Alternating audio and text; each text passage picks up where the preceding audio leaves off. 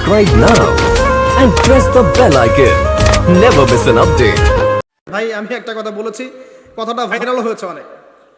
মানুষ মানুষের অবস্থানকেই ভালোবাসে, মানুষ কখনোই মানুষের অন্তঃসত্ত্বাকে ভালোবাসে না। অবস্থান আপনার ভালো, আপনার পিছনে মানুষের অভাব থাকবে না।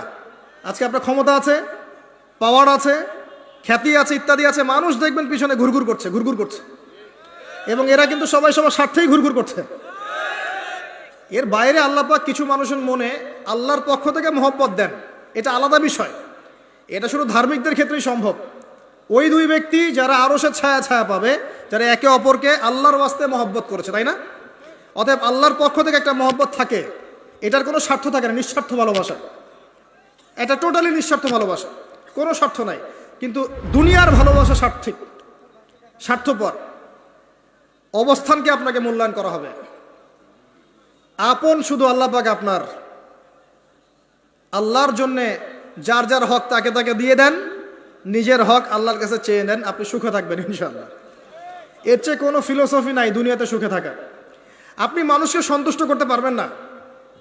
পরিবার, বাবা মা, ছেলে মেয়ে, বউ বাচ্চা, কাউকে সন্তুষ্ট করতে পারবেন না।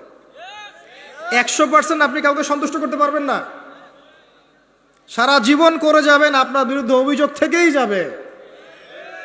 শুধু আল্লাহ রাব্বুল আলামিন অপেক্ষা করে বসে আছেন। যে কথাটা বলছিলাম, হক দিয়ে দেন, আপনি আপনার হক আল্লাহর কাছে চেয়ে নেন। মানুষকে আপনি সুখী করতে পারবেন না। আল্লাহ পাক অপেক্ষা করছেন আপনার জন্য। আপনি কখন তওবা করে তার দিকে ফিরে আসবেন, দেন আল্লাহ পাক আপনাকে মাফ করে দিবেন ইনশাআল্লাহ। আল্লাহ পাক বলেছেন, শুনেন, ইল্লা মান তাবা, যে অনেক গুনাহ করেছে, শিরিক করেছে, জেনা করেছে, মদ খেয়েছে, বেদাত করেছে, হারাম খেয়েছে, আল্লাহ পাকের অবাধ্য হয়েছে, নামাজ পড়ে নাই, যাকাত দেয় না, ইত্যাদি ইত্যাদি অনেক অন্যায় করেছে। একদিন তওবা করে ফিরে এসেছে। আল্লাহ পাক বলছেন, ইল্লা মান তাবা, যে ব্যক্তি তওবা করে ফিরে আসলো, ওয়া আমানা, এবং ঈমান নিয়ে আসলো, ওয়া আমিলা আমালান সালিহান, এবং এখন থেকে শতামল করা শুরু করলো।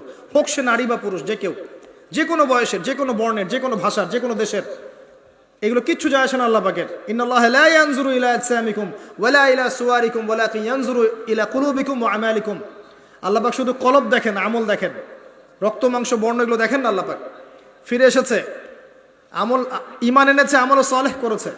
আল্লাহ পাক বলছে, উলাইকা, এরাই তারা, ইউবাদদিলুল্লাহু সাইয়্যাতিহিম হাসানাত, এরাই সেই ব্যক্তি যাদের সমস্ত গুনাহকে আমি আল্লাহ নেকি দিয়ে পরিবর্তন করে দেব ইনশাআল্লাহ। আল্লাহ অপেক্ষা করছেন আপনার জন্য। আপনার কাছে আসার গল্পটা হোক আল্লাহর কাছে আসার গল্প। এই জেনার কাছে আসার গল্প দিয়ে কোনো লাভ নাই। আল্লাহ পাক যেটা বলেছেন, লা তাকরাবু জিনা, জিনার কাছেও যেও না।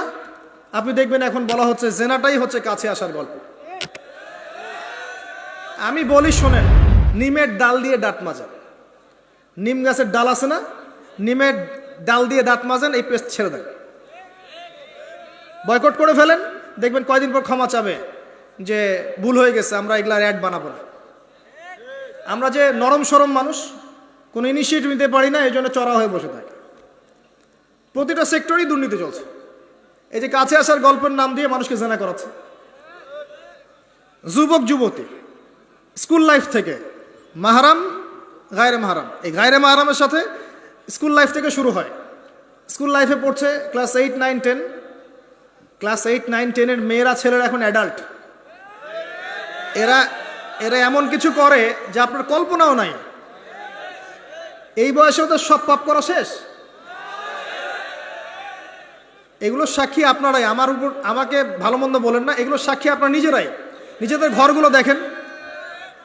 আর সবচেয়ে বড় কথা হচ্ছে, ঘরের মানুষ কিন্তু কথা শোনে না।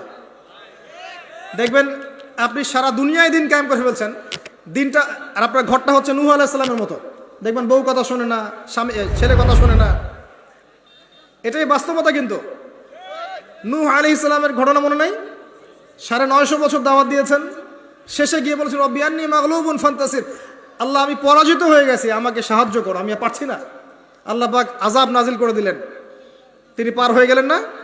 ছেলে পার হয় না। ছেলে বলে, আমি পাহাড়ে উঠে যাব, পাহাড় আমাকে সেভ করবে। নূহ আলাইহিস সালাম বলছেন, আজকে কেউ সেভ করতে পারবেন না আল্লাহর আযাব থেকে। একটু পরে একটা ঢেউ এসে বাপ বেটার মাঝখানে পার্থক্য করে দিল, ছেলে ডুবে মরে গেল, তার স্ত্রী পর্যন্ত ঈমান নিয়ে আসলো না। আল্লাহর কাছে হাত তুলে দোয়া করছেন, আল্লাহ আমার ছেলে, আমার আহাল, আমার পরিবার।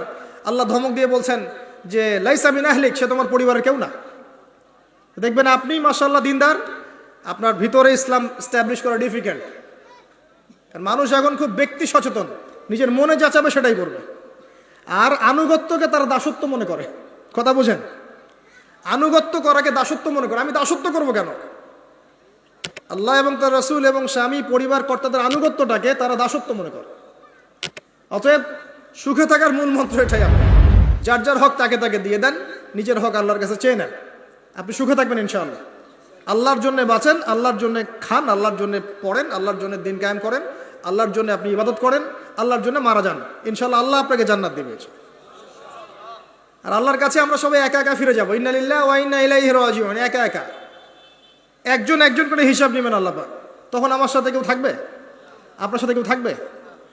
ইন্তেকালের পরে 40টা দিন অপেক্ষা করেন না, মানুষ মনে রাখে? রাখবে না, কাউকে রাখবে না। এটাই দুনিয়ার বাস্তবতা। দুনিয়া বড় নিষ্ঠুর। আর এগুলোর বাস্তবতা আপনারা যত দিন যাবে তত দেখবেন, উপলব্ধি করবেন। একদম কাঠামো ভেঙে যাবে, ফ্রি মিক্সিং দিয়ে, হারাম রিজিক দিয়ে, আপনার এই যে অপসংস্কৃতি দিয়ে পরিবারের কাঠামোই ভেঙে যাবে, সমাজের কাঠামো ভেঙে যাবে। মানুষ দেখবেন আত্মহত্যা করে মারা যাবে বেশি বেশি। বাবার খোঁজ নিবে না সন্তান। কিয়ামতের আলামত আছে, আনতালি দালামাতু রাব্বাতুহা, দাসী মনিবকে জন্ম দিবে, মা বাবার সাথে দাস দাসীর মতো আচরণ করা হবে। টাকার জন্য, সম্পদের জন্য মানুষ ভাইকে হত্যা করবে, বোনকে হত্যা করবে, ছেলে বাবাকে হত্যা করবে, মাকে হত্যা করবে। এগুলো সব কিয়ামতের আলামতের হাদিস। এগুলো আপনি বাস্তবতা মিলিয়ে দেখেন, 100% মিলে যাবে। এগুলো চলছে এখন।